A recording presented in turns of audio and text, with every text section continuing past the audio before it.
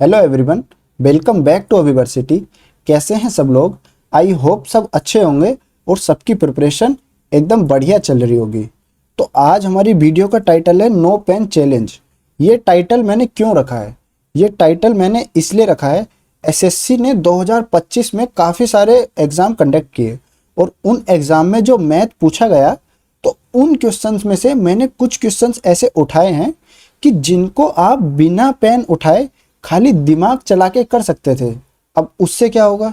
उससे ये होगा कि आपका टाइम सेव होगा और वो टाइम आप आगे जो आने वाले क्वेश्चंस हैं, जो कुछ अच्छे क्वेश्चंस हैं जिनमें एक्चुअली पेन उठाने की नीड है, उन क्वेश्चंस में वो टाइम आप इन्वेस्ट कर सकते हैं। और जैसे जैसे क्वेश्चन होते जाएंगे आपके, तो आपका कॉन्फिडेंस भी बूस्ट होता जाएगा। तो इसलिए जिस क्वेश्चन में पेन उठाने की नीड नहीं है, उस क्वेश्चन को ऐसे ही माइंड में कर सकते थे। तो आज आपको मेरे साथ साथ ये क्वेश्चंस अटेम्प्ट करने हैं।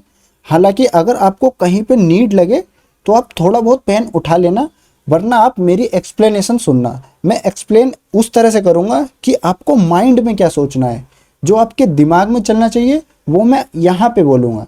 यहाँ पे तो आप ट्राई करें कि पेन ना ही उठाना पड़े, क्योंकि अगर यहाँ पे आप इन क्वेश्चंस को माइंड में कर पाएंगे तो एग्जाम में जाके आप थोड़ा बहुत पेन भी उठाएंगे तो चल जाएगा, क्योंकि आपका कॉन्सेप्ट तो क्लियर होगा ना। क्योंकि यहाँ पे हम सारे क्वेश्चन प्योरली कॉन्सेप्ट पे करने वाले हैं, विदाउट पेन का यूज़ किए, मिनिमम पेन का यूज़ करके। ठीक है, तो चलिए आज की क्लास को शुरू करते हैं। फर्स्ट क्वेश्चन, एक व्यक्ति शहर ए से शहर बी तक यात्रा करता है। यदि वे 50 किलोमीटर पर आवर की गति से यात्रा करता है तो वह 1 घंटा पहले पहुंच जाता है। यदि वह 30 किलोमीटर पर आवर की गति से यात्रा करता है तो वह 1 घंटा देरी से पहुंचता है। शहर ए और बीच की दूरी क्या है? अब हम इस क्वेश्चन में नॉर्मली क्या करते हैं, हम इसमें रिवर्स वाला वो लगाते हैं मेथड। मतलब स्पीड का उल्टा क्या होता है? टाइम का रेशियो। पहले स्पीड कितनी थी? 50, फिर कितनी हो गई? 30, तो टाइम कितना हो गया? 3 से 5 हो गया। ठीक है, इस तरह से हम इस क्वेश्चन को करते हैं। जबकि अगर इस क्वेश्चन को थोड़ा ध्यान से देखें तो एक चीज देखो कि यहाँ 50 से गया तो 1 घंटा पहले पहुंच गया, यहाँ 30 से गया तो 1 घंटा बाद पहुंच गया। ठीक, इतनी चीज हमें पता है। इतनी चीज से हमें यह पता चला कि दोनों स्पीड से जाने के बीच में टाइम का डिफरेंस 2 घंटे है। 50 से गया और 30 से गया तो टाइम का डिफरेंस कितना आया? 2 घंटे आया। तो क्या जब हमारे पास दोनों स्पीड दी हुई है तो हम डायरेक्ट ऑप्शन को डिवाइड करके स्पीड से चेक कर लें कि कहाँ पे 2 घंटे का डिफरेंस है? जैसे कि 120 है, अगर मैं 50 की स्पीड से 120 जाऊंगा तो कितना टाइम लगेगा? 2.4 आवर्स। और 30 की स्पीड से जाऊंगा तो कितना लगेगा? 4 आवर्स। तो क्या 2 का डिफरेंस आया? नहीं आया, मतलब ये ऑप्शन नहीं होगा। जैसे 200 किलोमीटर है, 50 की स्पीड से जाऊंगा तो कितने लगेंगे? 4 आवर्स। 30 की स्पीड से जाऊंगा तो कितने लगेंगे? 6.66 आवर्स। तो क्या 2 घंटे का डिफरेंस आया? यहाँ भी नहीं है। 150 है, अगर मैं 50 की स्पीड से गया तो कितना घंटे लगेंगे? 3 आवर्स। अगर मैं 30 की स्पीड से गया तो कितने घंटे लगेंगे? 5 आवर्स। तो क्या 2 घंटे का डिफरेंस आया? बिल्कुल 2 घंटे का डिफरेंस आ गया। तो बताओ, अगर इस तरह से मैं ये क्वेश्चन करता तो क्या मुझे पेन उठाने की इस क्वेश्चन में जरूरत थी? नहीं थी। तो क्या मैं इस क्वेश्चन में जो लगने वाला टाइम था उसको बचाकर आगे वाले क्वेश्चन में टाइम दे सकता हूं जहां पे एक्चुअली टाइम की नीड है? बिल्कुल दे सकता हूं। तो इसी तरह से हम आगे के क्वेश्चन करने वाले हैं। आप पहले खुद से ट्राई करना हर एक क्वेश्चन को, उसके बाद रुक के मेरी एक्सप्लेनेशन देखना कि किस तरह से कॉन्सेप्ट को या क्वेश्चन को सोचना था। नेक्स्ट क्वेश्चन, यदि a इज इक्वल टू √5 है तो a+1 का होल स्क्वायर प्लस a-1 का होल स्क्वायर का मान क्या होगा? अब देखो, आप सेम डिजिट का होल स्क्वायर ओपन कर रहे हो, तो a+b का होल स्क्वायर क्या होता है? a square plus b square plus 2ab। a-b का होल स्क्वायर क्या होता है? a square plus b square minus 2ab। इन दोनों फॉर्मूले में डिफरेंस क्या है? एक जगह 2ab प्लस का है, एक जगह 2ab माइनस का है। तो प्लस के 2ab से माइनस का 2ab तो कट ही जाता है, तो उसको तो सोचना ही नहीं है। तो हमारे पास अल्टीमेटली लास्ट में क्या बचता है? एक इधर वाले, ये इस वाले फॉर्मूले से भी हमारे पास a square plus b square बचता है। एक मिनट, हाँ, यहां से भी हमारे पास a square plus b square बचता है, यहां से भी a square plus b square बचता है। तो हम a square plus b square निकाल के उसका डबल कर दे तो हमारा आंसर आ जाएगा। बिल्कुल। तो a square plus b square क्या होगा? ए की वैल्यू कितनी है √5, तो ए स्क्वायर की वैल्यू कितनी हो गई 5, ए स्क्वायर की वैल्यू 5 हो गई, बी स्क्वायर की वैल्यू कितनी हो गई 1, तो 5 और 1 कितना हो गया 6, 6 का डबल कितना हो गया 12, तो ऑप्शन नंबर बी आंसर आ गया 12। क्या इस क्वेश्चन में आपको पेन उठाने की जरूरत पड़ी? क्या उठाने की जरूरत पड़ी? खाली दिमाग यूज करना था, कॉन्सेप्ट यूज करना था। इतना भी मैंने आपको एक्सप्लेन किया तो आपको लग रहा है कि इतना टाइम लग गया। आपको खाली सोचना था कि +2ab से -2ab गया तो 2 इंटू ब्रैकेट में a square plus b square बचा, ये खाली दिमाग में आना था, और 5 और 1 6 का दुगना 12। इस तरह से क्वेश्चन को देखना था और अटेम्प्ट करना था। और ऐसा नहीं कि इसके लिए आपको बहुत भारी नॉलेज चाहिए थी, कुछ नहीं चाहिए था, खाली a प्लस बी का होल स्क्वायर और a माइनस बी के होल स्क्वायर का फॉर्मूला आपको याद होना चाहिए था। ठीक है, नेक्स्ट क्वेश्चन। नेक्स्ट क्वेश्चन बोलता है कि एक 40 लीटर मिश्रण में रस और पानी का अनुपात 5:3 है। रस और पानी का अनुपात 2:3 करने के लिए इस मिश्रण में कितना पानी मिलाना होगा? ठीक है, ये क्वेश्चन है। अब इसमें हम अपन क्या करते हैं, जैसे ही क्वेश्चन सामने आया अपन ने देखा कि पानी मिलाना है तो रस को बराबर करने भागते हैं। ठीक है, उस उधर से भी कर सकते हैं, कोई दिक्कत नहीं, ऐसे ही करते हैं इस क्वेश्चन को। लेकिन यहाँ पे एक चीज देखो, मिश्रण कितना था 40 लीटर, कितने रेशो में 5:3 में, तो 5 और 3 कितना हुआ 8, 8 से 40 गया 5 टाइम, इसका मतलब रस हो गया 25 लीटर, पानी हो गया 15 लीटर। ठीक है, अगर यहाँ पे रस 25 है तो क्या यहाँ पे भी रस 25 होगा? रस तो हमने छुआ ही नहीं। तो जब 2 की वैल्यू 25 हो गई तो 1 की वैल्यू कितनी हो गई 12.5, 1 की वैल्यू 12.5 हो गई तो 3 की वैल्यू कितनी हो गई 12 × 36, 36 और 1.5 37। तो हमें सिंपल नहीं दिख रहा कि यहाँ पे 15 थी और यहाँ पे कितनी हो गई 37.5, तो 37.5 में से अगर मैंने 15 घटाया तो कितना आया 22.5। सिंपल। इसमें कहाँ पे मैं पेन उठाऊं और कहाँ पे मैं इसको सोल्व करूं, और क्यों मैं सोल्व करूं? क्योंकि जब मेरे को जरूरत ही नहीं है सोल्व करने की, मैं आगे वाले क्वेश्चन सोल्व करूंगा ना जहां पे मेरे को पेन उठाना है। तो इस तरह से आज के क्वेश्चन करने वाले हैं, आप भी साथ साथ अटेम्प्ट करते रहिए। Next question. एक आदमी अपनी आय का 80% खर्च करता है, उसकी आय में 25% की वृद्धि हुई है, लेकिन उसका व्यय वही रहा, उसकी बचत में कितने % की वृद्धि हुई? ठीक है, वैसे तो आसान क्वेश्चन है, डायरेक्ट भी कर सकते हैं, मतलब पेन चला के डायरेक्ट आराम से हो जाएगा। लेकिन एक चीज देखो, आय का 80% खर्च किया तो कितने % बचा रहा है 20%। शुरू में सेविंग कितनी है 20%, अब आय में वृद्धि कितनी हो गई 25%, मतलब अब इनकम हो गई 125%, लेकिन उसका व्यय वही है, खर्च वो अभी भी 80% कर रहा है। ठीक है, तो पहले सेविंग कितनी थी 20%, अब सेविंग कितनी हो गई भाई 25% बढ़ गई थी इनकम, तो 20 और 25 45%। तो पहले सेविंग थी 20%, अब सेविंग हो गई 45%। अगर 5 से काट दो तो 4 से 9 हो गई सेविंग, 5 से काट दिया तो 4 से 9 हो गई ना सेविंग। कितनी बढ़ गई सेविंग 5, तो 4 पे अगर 5 बढ़ता है तो क्या फ्रैक्शन बनती है 125%। सिंपल एकदम। क्या इसमें कहाँ पे मैं क्या लिखूं, सीधा ही दिख रहा है 4 से 9 हो गया तो 125% सेविंग बढ़ गई। Next question.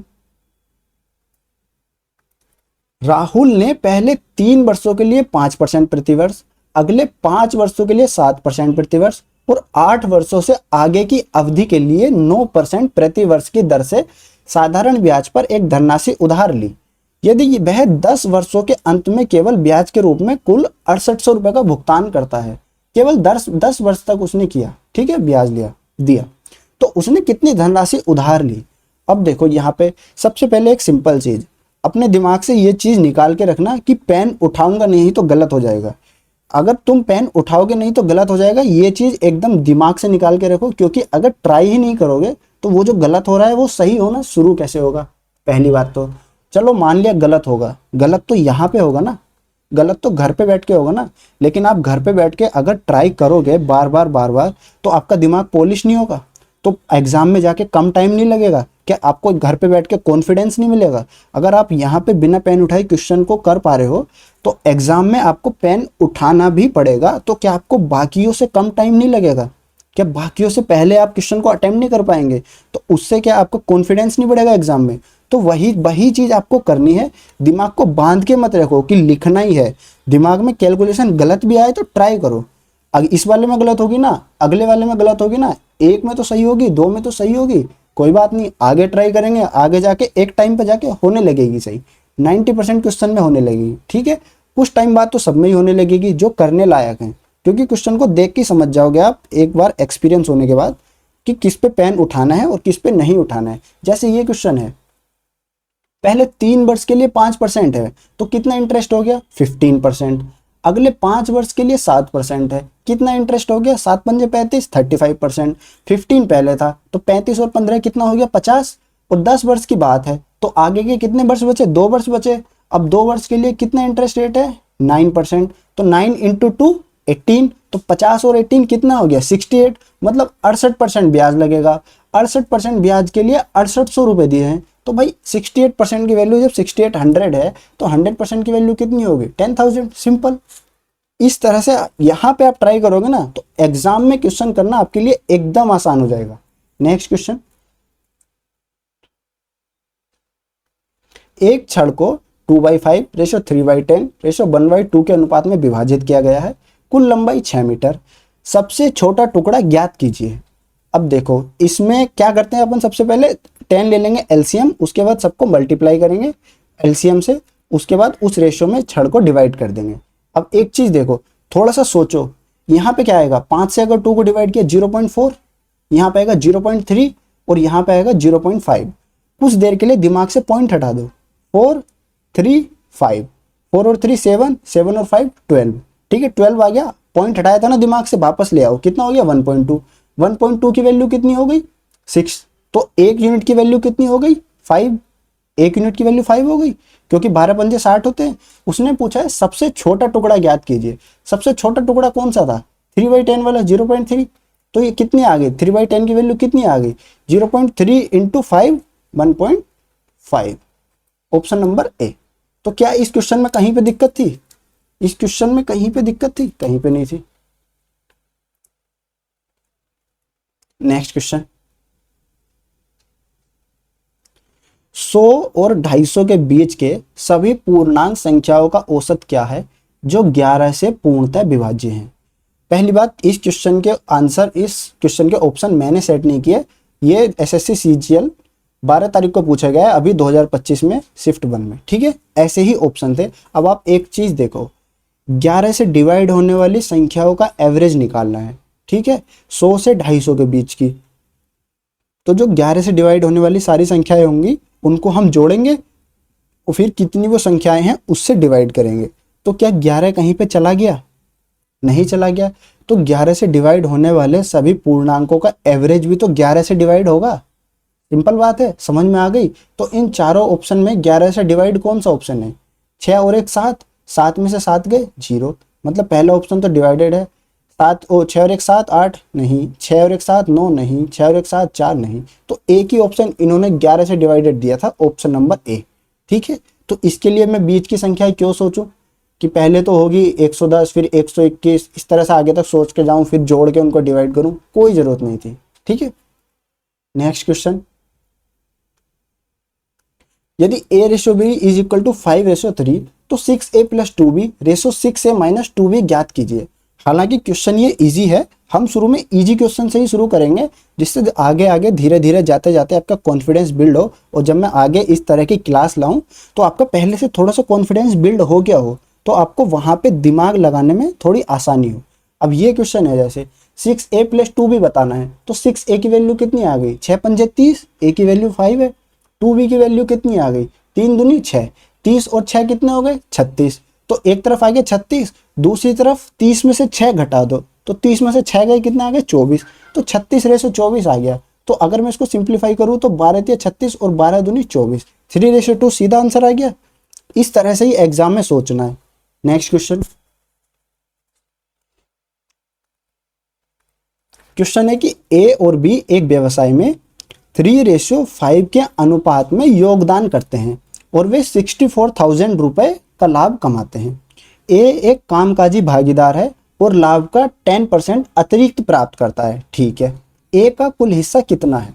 अब देखो इसका कॉन्सेप्ट ये है कि ए डेली काम करता है उसमें बिजनेस में, तो उसे प्रॉफिट का 10% अतिरिक्त मिलता है। अब इस 10% अतिरिक्त का क्या मतलब है, मतलब 10% ए के प्रॉफिट से लिया, 10% बी के प्रॉफिट से लिया। ठीक है, जो भी उनको प्रॉफिट था वो सारा 10% ए को ही दे दिया। आगे बात समझ, ये है कि 10% उसे एक्स्ट्रा मिलेगा। मतलब 10% लिया प्रॉफिट का, ए से लिया और बी से लिया, दोनों से 10% लिया और 10% किसको दे दिया, ए को ही दे दिया। इतनी बात समझ में आई। पूछा है ए का कुल हिस्सा कितना है। देखो तो इस कॉन्सेप्ट में एक बात समझो भाई, ए से जो 10% लिया था वो तो ए को ही दे दिया, तो उसका तो जितना प्रॉफिट था उतना ही रहा। बी का 10% और ए को दे दिया 10% प्रॉफिट के लिए। तो अगर किसी भी एक पार्टनर को प्रॉफिट दिया जा रहा है तो उस क्वेश्चन में सिंपल आपको कॉन्सेप्ट लगाना है कि दूसरे पार्टनर से परसेंटेज लेके उस पार्टनर को दे दो जिसको 10% हिस्सा दिया जा रहा है, क्योंकि उसका पैसा तो उसे वापस दोगे या दूसरे वाले का और दोगे। तो सेम वही कॉन्सेप्ट अगर हम इस क्वेश्चन में लगाएं, ए और बी का रेशियो कितना है 3:5, दोनों को जोड़ा कितना आ गया 8, 8 की वैल्यू 64,000, एक यूनिट की वैल्यू 8,000, तो ए का कितना है 3 यूनिट, 3 यूनिट की वैल्यू कितनी आ गई 24,000 रुपये, लेकिन उसे 10% और देना है। तो अगर ए की 24,000 है तो बी का कितना है प्रॉफिट 40,000, 40,000 का 10% लेके ए को दे दो, तो 40,000 का 10% सिंपल 4,000, वो 4,000 ए को दे दिया, तो 24 और 4 28,000। इतना करना था इस क्वेश्चन में। कॉन्सेप्ट मैंने आपको बताया है, खाली एग्जाम में तो सोचना इतना ही था कि 64,000 को 3:5 में डिवाइड किया, ए का आ गया 24,000, तो बी का बचा 40,000, 40,000 में से 4,000 उठा के ए को दे दिया, 24 और 4 28,000। ठीक है, इतनी देर का क्वेश्चन था।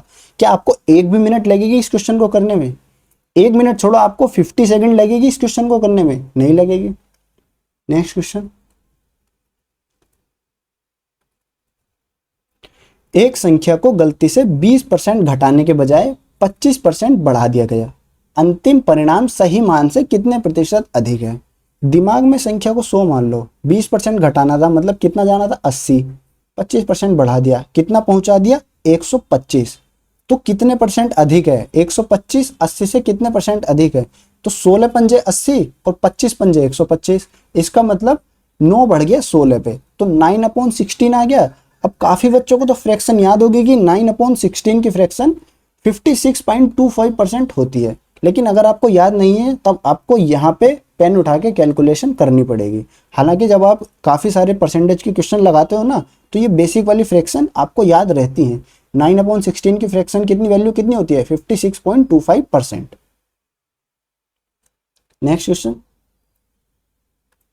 यदि p plus q is equal to 3 और p minus q is equal to 1, तो 2p² plus 2q² minus 4pq का मान ज्ञात कीजिए।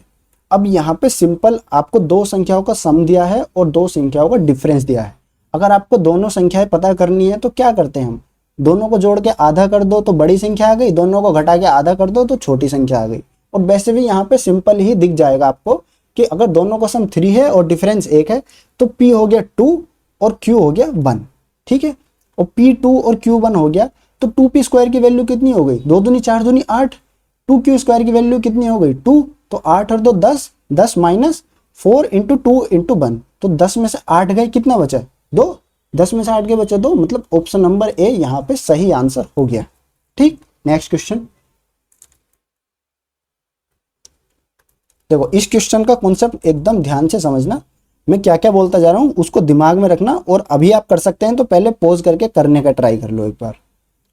चलो, एक कर्मचारी अपने वेतन का 20% दान में देता है, 20% दान में दे दिया, सब दिमाग में चल रहा है, 20% दान में दे दिया, 80% मेरे पास है, शेष राशि में से 40% निवेश में लगा दिया, 40% निवेश में लगा दिया, 60% मेरे पास है, तो 80 का 60% कितना हुआ 8 छंग 48, अभी मेरे पास 48 है। ठीक, इतना ध्यान में रखो, बाकी सब जाने दो जो गया, मेरे पास कितना है 48।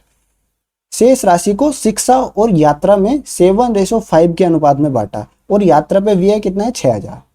48% मेरे पास था, उसको 7:5 में बांट दो, तो 48 को 7:5 कितना हो गया 12, 48 को मैं बांट दूं अगर 12 में तो 1 यूनिट की वैल्यू कितनी आ गई 4, 1 यूनिट की वैल्यू 4 आ गई। यात्रा कितना यूनिट है 5 यूनिट है, तो 5 यूनिट की वैल्यू कितनी आ गई 20, तो 20% की वैल्यू कितनी आ गई 6,000। अगर 20% की वैल्यू 6,000 है तो 100% की वैल्यू कितनी होगी 20 पंजे 100 और 6 पंजे 30, 30,000। Option number b. इतनी देर में मैं इसको सोचता लिखता, इतनी देर में तो मैंने आंखें बंद की, दिमाग में क्वेश्चन इमेजिन किया और कर दिया इतनी देर में, तो क्या दिक्कत थी इस क्वेश्चन को करने में। और अभी का पूछा हुआ है, एसएससी सीजीएल 2025 का पूछा हुआ है। ठीक है, नेक्स्ट क्वेश्चन। ए और बी एक व्यवसाय शुरू करते हैं, ए 9 महीने के लिए 80,000 का निवेश करता है और बी 6 महीने के लिए 1,20,000 का निवेश करता है। 45,000 रुपए के लाभ में बी का हिस्सा क्या है? हालांकि क्वेश्चन इजी है, लेकिन एक चीज बता दूं, ऐसे क्वेश्चन को देखते ही ना सीधा पहले तो इन 4 जीरो को भूल जाओ, 4 जीरो खत्म, खत्म हो एकदम 4 जीरो। अब यहाँ पे देखो ए का क्या है 9 अट्ठे 72, बी का क्या है 12 छंग 72, दोनों का 72 आ गया, मतलब 1:1, मतलब दोनों का हिस्सा बराबर होगा। बराबर होगा तो 45,000 का आधा 22,500, 22,500, ठीक है। अब मैं यहाँ पे पूरा इनको लिख के मल्टीप्लाई करके फिर सबको काट के फिर 1:1 लाऊं, इतना क्यों करूं मैं? सीधा मुझे दिख रहा है 9 अट्ठे 72 और 12 छंग 72, सीधा क्यों नहीं कर दूं इस क्वेश्चन को? कितना आया 22,500। नेक्स्ट क्वेश्चन, इस क्वेश्चन को सिंप्लीफाई करना है। अंडर रूट में है 5 + 2√6 अपॉन अंडर रूट में है 5 - 2√6। इस क्वेश्चन को देखते ही कुछ बच्चे भागते हैं कि ये जो 5 + 2√6 है ना, ये √2 + √3 का होल स्क्वायर है, ठीक है, और नीचे वाला √2 - √3 का होल स्क्वायर है। तो वो क्या करेंगे, इसको स्क्वायर बना के, एकदम स्क्वायर बना के स्क्वायर से रूट काटने की तरफ भागेंगे। लेकिन तुमको क्या देखनी है, आपको देखनी है सिर्फ एक चीज, क्या अगर मैं इसको स्क्वायर करूं और इसको स्क्वायर करूं क्या डिफरेंस बन आ रहा है? ध्यान से देखो, 5 पंजे 25 और 2 दूनी 4 छंग 24, डिफरेंस बना गया। बस डिफरेंस बना गया तो नीचे आपको 1 बनाना है। अगर आपको नीचे 1 बनाना है तो आपको ऊपर नीचे ना अंडर रूट में 5 + 2√6 से मल्टीप्लाई करनी है, ठीक है। आपने ऊपर नीचे 5 + 2√6 से मल्टीप्लाई की, नीचे क्या आ गया 1, ऊपर क्या आ गया रूट तो है ही, और 5 + 2√6 का स्क्वायर आ गया, तो उस स्क्वायर से रूट कट जाएगा, तो सिंपल आंसर क्या आएगा 5 + 2√6। इतना इजी क्वेश्चन था। बच्चे इसको कॉम्प्लिकेट कर लेंगे कि √3 + √2 का स्क्वायर बना के तब काटूंगा, उतना करना ही नहीं था। नीचे दिखा 1 का डिफरेंस है तो सीधा ऊपर वाला जो टर्म दी है उसको ही आंसर लगा दो, ठीक है। नेक्स्ट क्वेश्चन, एवरेज का क्वेश्चन है, एकदम ध्यान से देखना। 11 संख्याओं का एवरेज 68 है, ठीक है भाई। पहली 5 संख्याओं का एवरेज 63 है, अंतिम 5 संख्याओं का एवरेज 72 है, छठी संख्या ज्ञात कीजिए। अब देखो आप, पहली 5 संख्याओं का एवरेज 63 है और नॉर्मल एवरेज कितना है 68। कितने की कमी कर दी इसने, कितने का नुकसान कर दिया इसने? 5 का नुकसान कर दिया, ठीक है, एवरेज में 5 का नुकसान कर दिया। अंतिम 5 संख्याओं का एवरेज 72 है, इसने कितने का फायदा किया? 68 से 72 कितना ज्यादा है 4 है, तो इसका मतलब इसने 4 का फायदा किया, ठीक है। पहले ने 5 का नुकसान किया, दूसरे ने 4 का फायदा किया, ओवरऑल 1 का नुकसान हो गया। और यहाँ पे भी 5 संख्या थी, यहाँ पे भी 5 संख्या थी, इसलिए तो हम आसानी से कंपैरिजन कर पाए।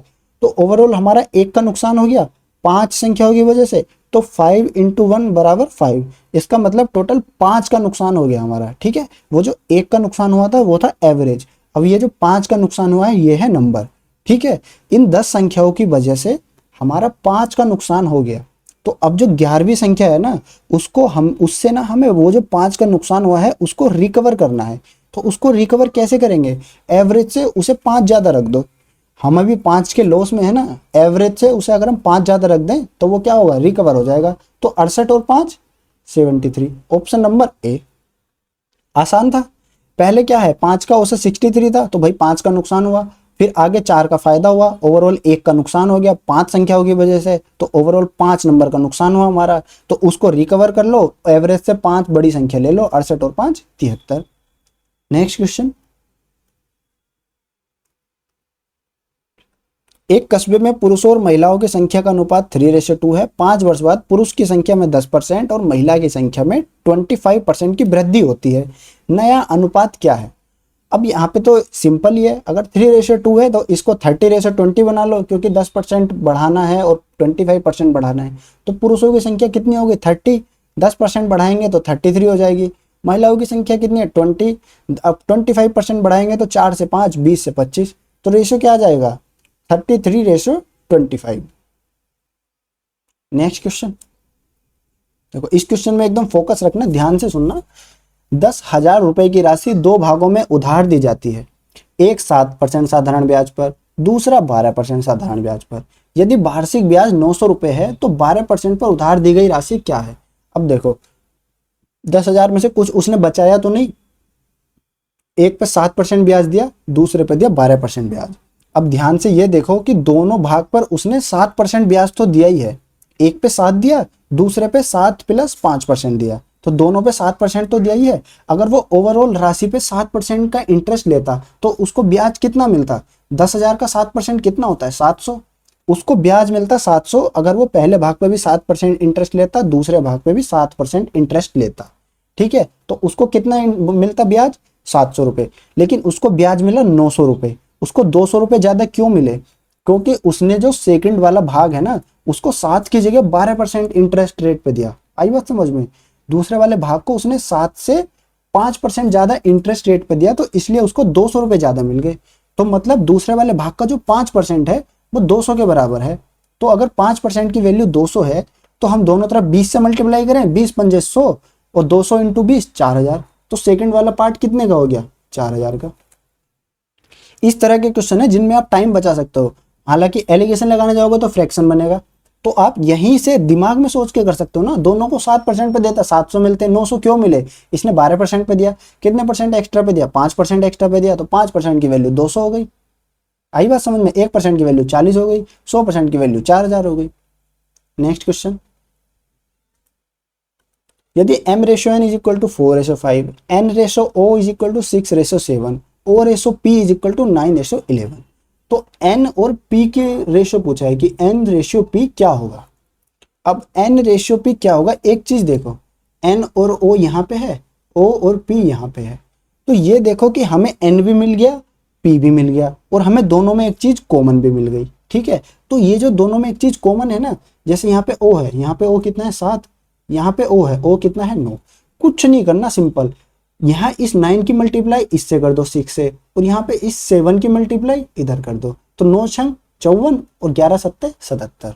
कुछ भी नहीं करना था। काफी बच्चे क्या करेंगे, m ratio n ratio o ratio p, फिर mn का लिखेंगे 4-5, no का लिखेंगे 6-7, फिर op का लिखेंगे 9-11, फिर यहाँ पे लिखेंगे 5-5-7-6 रेशियो 9:9। कुछ नहीं करना, ये कुछ नहीं करना था।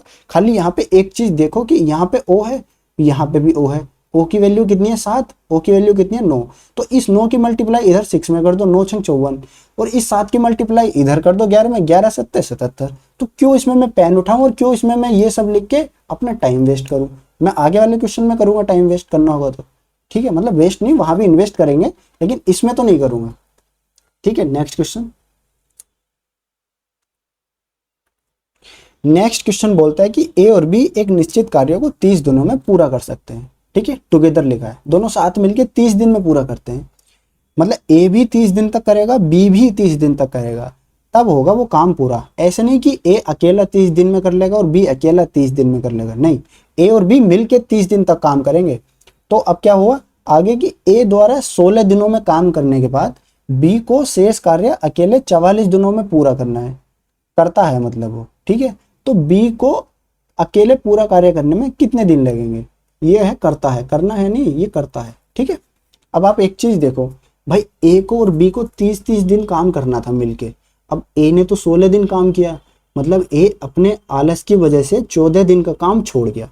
ए 14 दिन का काम छोड़ गया, बी भी तो 30 दिन में काम पूरा करता, लेकिन बी को कितने दिन एक्स्ट्रा लग गए भाई, बी को भी 14 दिन एक्स्ट्रा लग गए। क्यों? क्योंकि ए 14 दिन का काम अपने छोड़ के गया था, तो बी 30 दिन में करता है अपने हिस्से का, लेकिन उसको 44 दिन करना पड़ा। तो इससे क्या समझ में आया कि ए के 14 दिन का काम बी 14 दिन में करता है। इसका मतलब ए भी उस काम को 14 दिन में करता है जो छोड़ के गया, बी ने भी उसका काम 14 दिन में कर दिया। मतलब दोनों की एफिशिएंसी बराबर है। अगर दोनों की एफिशिएंसी बराबर है तो मतलब दोनों की एफिशिएंसी 1-1 है। दोनों की एफिशिएंसी 1-1 है तो दोनों की मिला के एफिशिएंसी कितनी होगी 2। वो 2 की एफिशिएंसी से 30 दिन में पूरा काम करते हैं, तो टोटल वर्क कितना हो गया 60। बी अकेला कितने दिन में काम करेगा 60 दिन में, क्योंकि बी की एफिशिएंसी 1 है और ए की एफिशिएंसी से 60 काम 60 दिन में करेगा। इतनी बात समझ में आई? या फिर ऐसे भी सोच सकते थे कि जब ए और बी की एफिशिएंसी सेम हो गई तो उन दोनों को काम करने में 30 दिन लग रहे हैं, तो अगर अकेला बी करेगा तो उसको डबल दिन लगेंगे, क्योंकि एक बंदा कम हो गया ना सेम एफिशिएंसी वाला। 30 का दुगुना कितना होता है 60। लास्ट क्वेश्चन, यदि ए का 60% इज इक्वल टू बी का 0.3 इज इक्वल टू सी का 1/6, तो ए रेशो बी रेशो सी ज्ञात कीजिए। अब यहाँ पे इसकी ये इक्वेशन सोल्व नहीं करनी कि a into 3/5 is equal to b into 3/10, नहीं, सीधा ऑप्शन पे जाओ, ऑप्शन से चेक कर लो। ए का 60% है, फर्स्ट ऑप्शन से कितना आएगा ए का 60%, 18 छंग 8, 1.8। ये क्या बी के 0.3% के बराबर आ रहा है, तो बी का 0.3 निकालने कितना आ गया 0.3, बी का 0.3 निकालने कितना आ गया 3 आएगा। ओके, तो बराबर आया नहीं आया। नेक्स्ट ऑप्शन ए का 60%, तो अगर हम बी यहाँ पे ए का 60% निकाले तो 3.6, बी का 0.3 निकाले तो 0.9 नहीं आएगा। यहाँ पे ए का 60% क्या आ गया 6, बी का 0.3 निकाले तो 0.6, और यहाँ पे अगर इसका 1/6 निकाल ले तो यहाँ पे आ गया 3। तो क्या ये सही ऑप्शन है? नहीं। यहाँ पे देखो ए का 60% निकाले तो 5 का 60% 3, 0.3, 10 का 0.3 कितना होगा 3, और 18 का 1/6 कितना होगा 3। तीनों तरफ से 3 3 3 आ गया, इसका मतलब सही ऑप्शन ऑप्शन नंबर डी। ठीक है, इक्वेशन बराबर करने की कोई जरूरत नहीं थी, डायरेक्ट ऑप्शन में जाते और क्वेश्चन सोल्व हो जाता। तो ये थी हमारी आज की छोटी सी एकदम शॉर्ट क्लास, जिसमें हमने देखा कि बिना पेन उठाए भी एसएससी के क्वेश्चंस को किया जा सकता है। ये सारे क्वेश्चन एग्जाम में पूछे गए क्वेश्चन थे और ऑप्शन भी सारे वही थे, ना मैंने खुद से बनाए, ना क्वेश्चन बनाए, ना ऑप्शन बनाए। मैंने खाली आपको कॉन्सेप्ट बताया, मैंने खाली आपको समझाया कि दिमाग में कैसे सोचना है या फिर टाइम को कैसे सेव करना है। आगे भी इस तरह के लेक्चर आने वाले हैं। अगर आपको इस लेक्चर में कहीं पे किसी कॉन्सेप्ट में दिक्कत हुई है तो कमेंट करके बताना कि मुझे यहाँ पे दिक्कत हुई है, या फिर कुछ आपको समझ नहीं आया या कुछ भी अनरियलिस्टिक लगा हो कि ये इम्प्रैक्टिकल है, ये नहीं हो सकता, तो कमेंट करके ज़रूर बताना। ठीक है, मिलते हैं अगली वीडियो में, तब तक के लिए बाय, टेक केयर।